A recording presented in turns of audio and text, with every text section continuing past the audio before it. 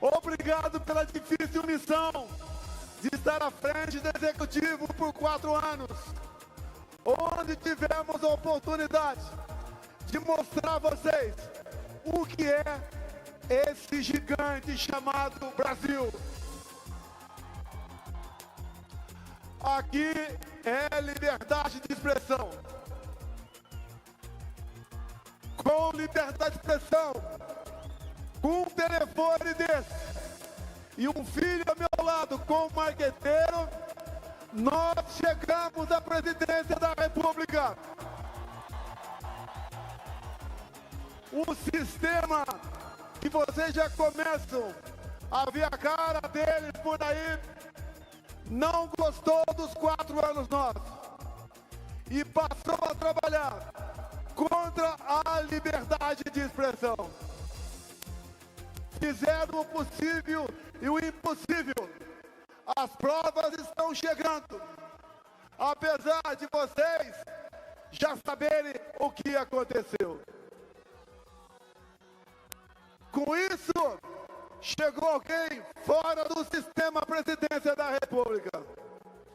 Sem isso, com censura, com discriminação, eles fizeram voltar a cena do crime, o maior ladrão da história do Brasil. Ainda tem a desfaçatez de dizer que salvaram o Brasil de uma ditadura. Elegeram um cara que é amante de ditaduras, que é amante do falecido Fidel Castro, que venera o ditador Nicolás Maduro e que está agora ao lado do Irã nesse conflito do outro lado do mundo. Mais ainda, estiveram ao lado do Hamas. Isso que temos aí é democracia? Mais do que interferir, querem nos calar para que a verdade como um todo chegue à tona. O que faz vocês estarem presentes aqui hoje?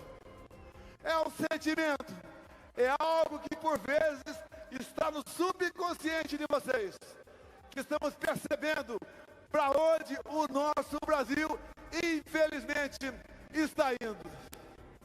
E nós temos que lutar. Caso contrário, iremos para o abatedouro como cordeirinhos. Dizer a vocês que reaprendemos a cantar nosso hino nacional, a nos orgulhar do verde e amarelo, a valorizar a família, a realmente entender o seu país. O que eles querem, de fato, é a ditadura. E com controle social da mídia, com regulação, é impossível falar em democracia. E me desculpem entrar numa questão um pouco mais técnica. O que fizemos ao longo dos 4 anos, que grande parte da mídia tradicional não mostrou. Quando se muda um governo, o que se pensa? É igual quando muda um treco de futebol. Espera um time melhor.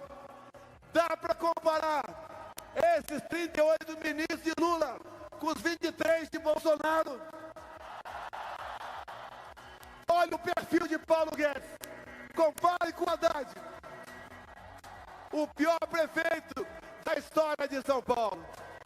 Com Paulo Guedes, tivemos uma passagem difícil, mas civilizada e responsável pela crise de 2021, quando uma pandemia se abateu sobre todo o mundo, que é dono de uma plataforma cujo objetivo dele é fazer com que o mundo todo seja livre, que é o X,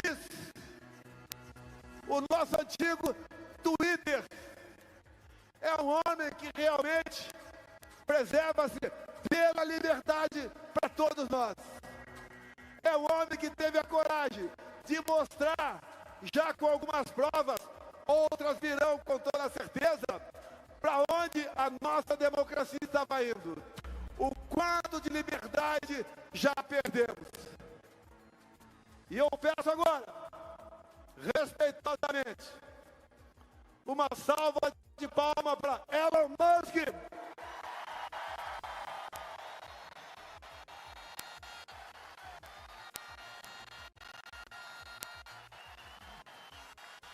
Ainda tem a desfaçatez agora, o consórcio capitaneado pelo Sistema Globo. Dizem que ele está atacando a nossa democracia.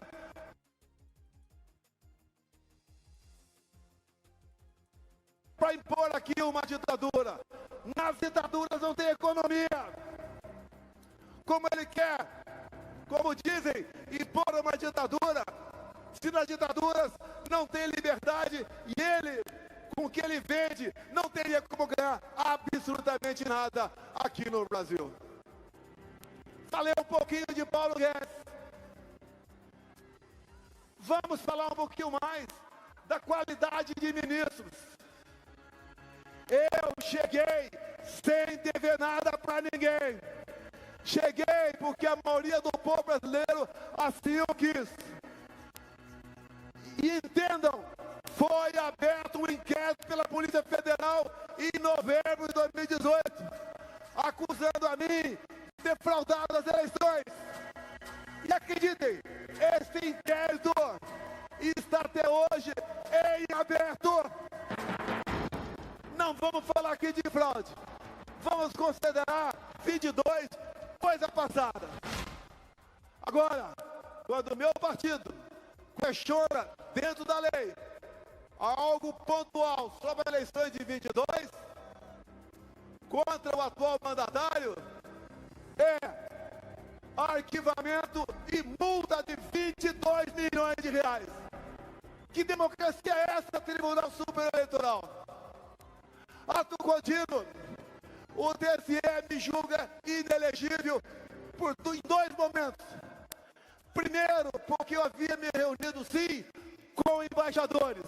Eu não me reuni com o traficante do Morro do Alemão.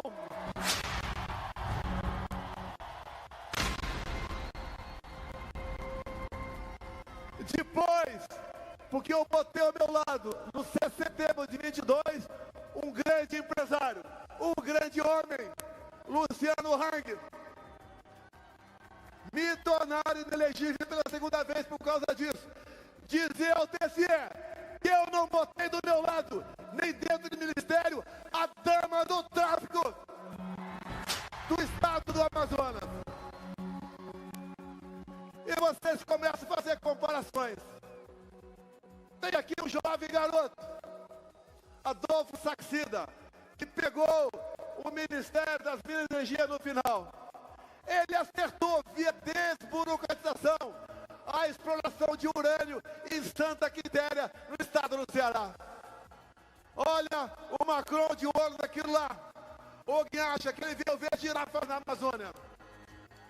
Também esse ministro, via desburocratização, fez com que a região mais pobre de Minas Gerais, do Nicolas e do Bruno Henrique que estão aqui, que é o Vale de Jequitinhonha, poder explorar lítio para o nosso país. Nós não temos como comparar o Saxida com o atual ministro das Minas e Energia. Quando se vai para o agronegócio, como acabei de vir agora, de Sinop, Mato Grosso, é uma pequena, grande mulher que fez uma diferença enorme no agronegócio. Abrimos fronteiras com o mundo todo. O agro, orgulho nacional, referência mundial, estava em seu máximo, porque eu dei liberdade à Tereza Cristina e com competência ela levou avante o seu ministério. Lá em Sinop, onde estava, que é o coração do agronegócio do Brasil, tem uma ferrovia que começou a ser feita lá no governo Temer, que liga aquela cidade a uma outra, lá longe, em Miritituba, 900 quilômetros, que era realmente, é considerada, uma vez concluída, como a rodovia da independência, a ferrovia da independência do nosso agronegócio. O que o ministro, que diz que nós queremos o retrocesso, fez logo que eu assumi a presidência, numa canetada, inviabilizou a construção dessa obra. Lá também, no nosso governo, começamos a BR-319, que liga Porto Velho a Manaus. O que a atual ministra do Meio Ambiente fez agora? Aquela senhora dita das selvas, mas ela gosta de andar em território rico fora do Brasil. Inviabilizou a BR-319. E quando fala em BR, vem à nossa cabeça o nome de qual ministro? Alguém sabe o nome do atual ministro da Infraestrutura? Ninguém sabe. Os seus 38 ministros não têm qualquer qualificação profissional. Muitos outros não têm a moral também. Com Tarcísio de Freitas, nós concluímos uma obra privada de 4.100 quilômetros, que é a ferrovia Norte-Sul. Com ele, resgatamos o modal ferroviário. Com ele, reformamos portos e aeroportos pelo Brasil. Com ele, rodovias foram melhoradas. E olha só a ironia do destino. Quem é Tarcísio de Freitas? Ou que era ele? Era um jovem militar, 20 anos mais novo do que eu, formado na mesma minha honrada Academia Militar das Agulhas Negras, que fez o IME, prestou concurso para a Câmara, e lá chegando, fez um brilhante trabalho na frente do DENIT. E o Tarcísio de Freitas, carioca, torcedor do Flamengo, se candidatou a governador do estado de São Paulo e ganhou. Chegou lá pela sua competência, pelo seu trabalho em nosso governo. E poderia citar muito mais ministros e secretários nesse sentido, como, por exemplo, o próprio Marcos Pontes, o João Roma aqui presente, a questão dos projetos sociais, um grande homem aqui presente também, que levou água para o Nordeste, o senador Rogério Marinho. Tem aqui também um outro combatente que, enquanto senador, nos auxiliou e muito na questão do emprego no Brasil. Com a política do fica em casa, a economia de vez depois, tínhamos um senador de Santa Catarina que esteve conosco o tempo todo e apresentou e aprovou grandes projetos como o Pronamp e o BEM. O nosso prezado governador Jorginho Melo.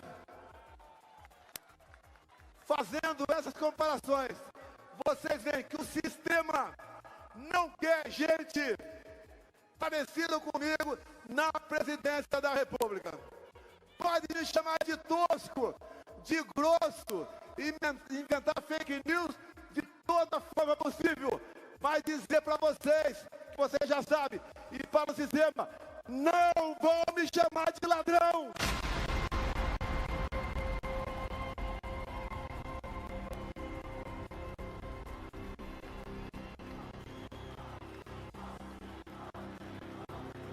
Vocês podem ter um presidente mais competente do que eu. Existem muitas pessoas, mas duvido que ache alguém com o couro mais grosso do que o meu.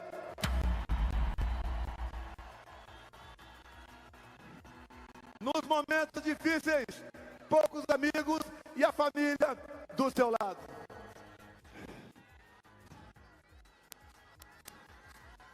E a minha vida ficou difícil por quê? Porque desde o início eu escolhi um lado. Não foi o lado mais fácil, que é o lado de lá, que é o lado do poder, que é o lado dos engravatados, que não tem coragem de subir num carro como esse.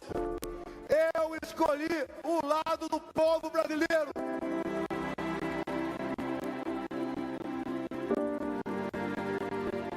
Já vivi mais do que meu pai, que faleceu em 95, com 68 anos de idade. Já agradeço a Deus, mais uma vez, por esse tempo todo estar por aqui. Poderia ficar nos Estados Unidos, estaria muito bem de vida, mas não poderia abandonar vocês, abandonar o meu Brasil.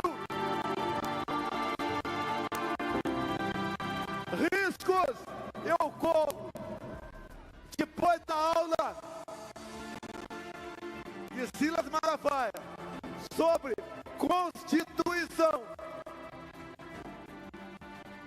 só podem fazer uma maldade comigo na covardia.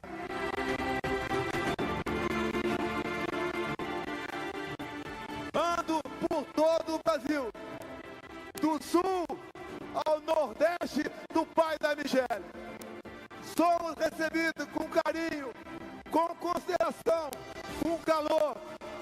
E isso eu retribuo para eles da mesma forma. A recíproca é verdadeira. Eu amo o povo do Brasil.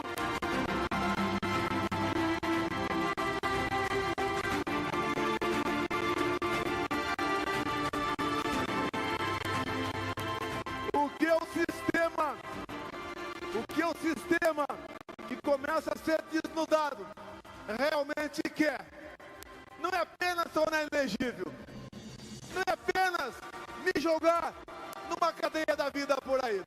O sistema quer concluir o trabalho de juiz de fora. Ao sistema nos interessa fora de combate em definitivo. Mas nós temos duas coisas ao nosso lado. A maioria do povo brasileiro é o nosso bom Deus.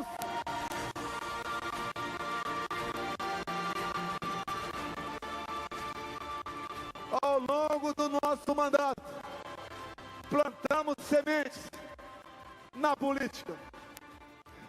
O outro lado não tem ninguém, além do próprio que vem afundando o nosso governo. Aqui mesmo, eu vejo aqui deputado Zuco, Nicolas, que falou o futuro da Zoe, Gaia, meus filhos. Temos pessoas que vão continuar essa política de fazer um Brasil grande. E essa grandeza só pode ser atingida um dia se tivermos liberdade de expressão. Se o nosso povo tiver algo tão ou mais importante que a própria vida, que é a sua liberdade. Se tiver o nosso povo, como está aqui, com as cores da sua bandeira, se cantar o nosso hino nacional, como cantamos agora há pouco, com vibração e lágrimas nos olhos. Nenhum país do mundo tem o que nós temos. Biodiversidade, riquezas minerais, terras férteis, água doce, belezas naturais, clima aprazível e um povo simplesmente fantástico.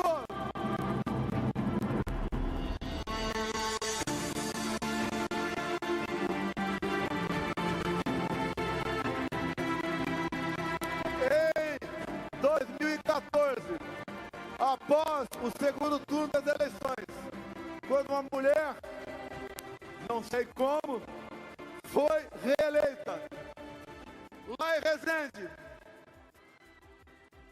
no pátio da Academia Militar das Agulhas Negras, me dirigi, antes de começar a cerimônia, a 400 cadetes, que seriam declarados aspirante oficial momentos depois. Eu falei que seria presidente da República. Quem poderia levar a sério isso? Comecei a andar pelo Brasil. A passagem mais marcante da minha vida foi chegar sozinho no coração do estado do Amazonas, na cidade de Manacapuru. E obviamente, eles deviam estar pensando: o que esse cara está fazendo aqui? Sozinho? Quer ser presidente da República? Eu também, por vezes, eu pensava: será que eu estou fazendo a coisa certa? Isso é uma prova. Quando nós brasileiros queremos, nós fazemos. E só podemos fazer enquanto vivemos numa terra livre. Os maus que dizem defensor da democracia, repito, não tem coragem de subir num carro como esse. Eu garantiria a eles o microfone e a liberdade de expressão. Mas não fazem isso, que o projeto deles é um projeto de poder. E hoje nós começamos a ter voz também fora do Brasil. No continente europeu, tem um garoto aqui que foi detido no dia 25 de fevereiro, quando desembarcou em São Paulo para o nosso movimento. Sérgio Tavares nos deu voz, não só em Portugal, mas em toda a Europa. E hoje está aqui novamente, com um novo programa desse. O mundo vai saber o quão ameaçado está a nossa democracia aqui no Brasil.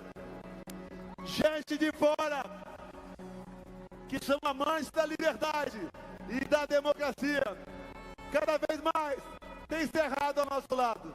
Como também aquela outra pessoa que falei há pouco, que não é política, Elon Musk. Quando eu tive com Elon Musk em 2022, começaram a me chamar de mito. Eu falei: não, aqui em 22, aqui sim temos um mito da liberdade, Elon Musk. Isso está em vídeos do YouTube.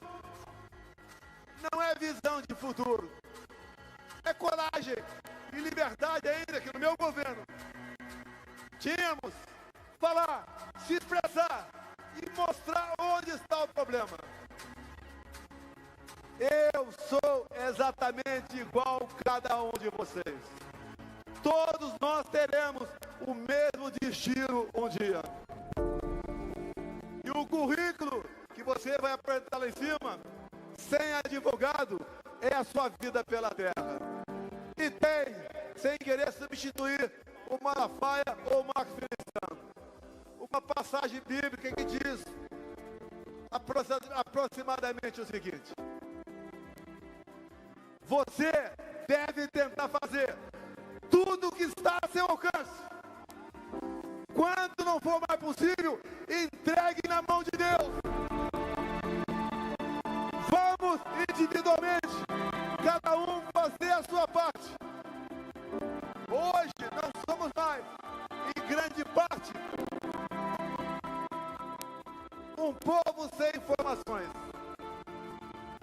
Temos uma outra passagem bíblica que diz: por falta de conhecimento, meu povo pereceu. Hoje nós já adquirimos muito conhecimento. Sabemos onde estão os problemas do Brasil. Saber o que fazer. E temos tudo para vencer. Se algo ruim acontecer comigo, não desanimem. Continue a luta. Porque os covardes só podem fazer uma coisa comigo: como eles querem concluir o 6 de setembro de 2018 na pessoa de um soldado deles, Adélio Bispo. Dizer a vocês, indo para o encerramento. Estou muito feliz. Me sinto muito honrado com a presença de vocês. Sinto também, por que não dizer amado, por vocês que estão aqui em cima, autoridades. Vocês, deputados, governador, vocês são privilegiados no momento. Vocês podem fazer a diferença no seu município e no seu estado. E os parlamentares fazer a diferença via Congresso Nacional. Nós nunca jogamos fora das 4 linhas.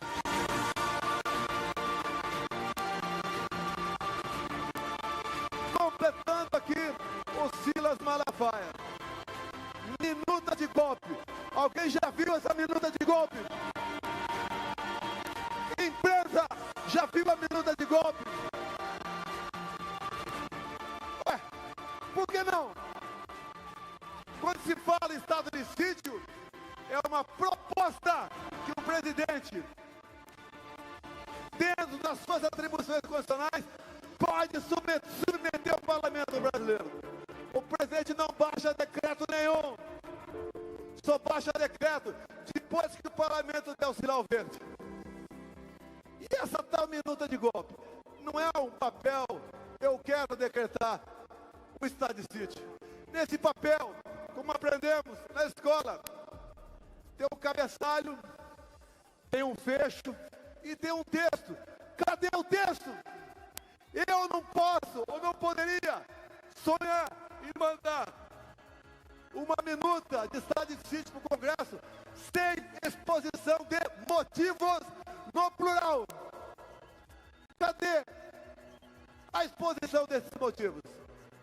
10, 20, 30, 40? O que provaria isso? Por que não se mostra, então, o raio da minuta de golpe?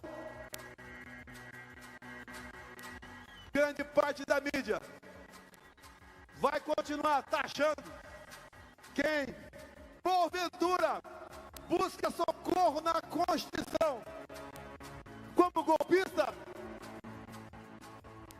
E vamos também orar, a trabalhar também. Vocês que têm família aqui, mentalize seu filho de 4, 5, 6 anos de idade. Mentalize seus avós, com 55, 60, 70 anos de idade. Hoje temos em Brasília, ou melhor, temos pelo Brasil, órfãos de pai vivos.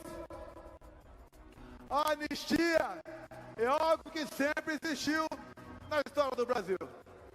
Ninguém tentou, por meio de armas, tomar o poder em Brasília.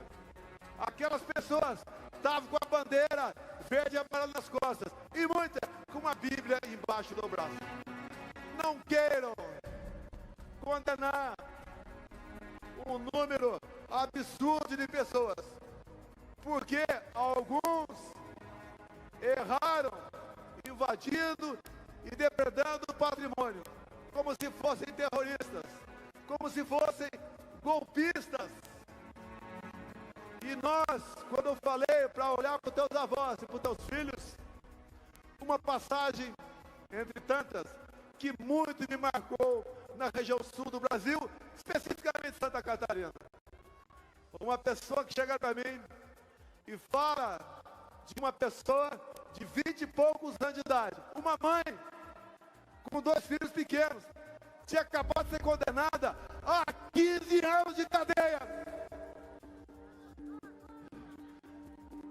Falta de humanidade,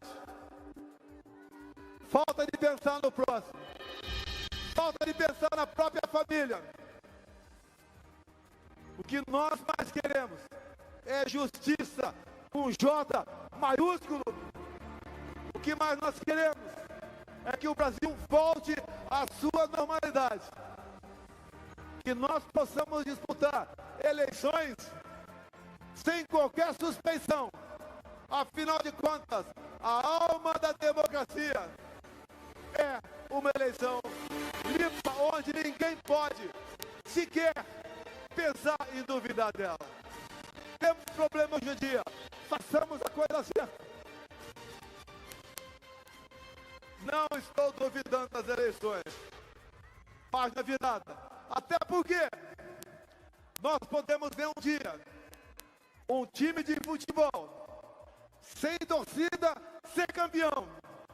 Mas, pela primeira vez na história do Brasil, nós estamos vendo um presidente eleito sem povo ao seu lado.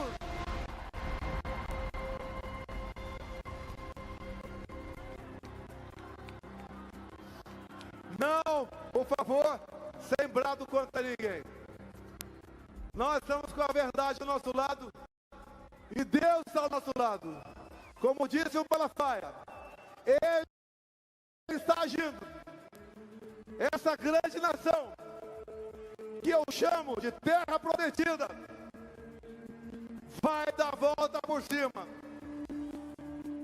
Essas riquezas, com o trabalho de vocês, nós ocuparemos um lugar de destaque no mundo. Se não for por mim, será para essa garotada que agora há pouco usou outra palavra aqui. E agora, terminando.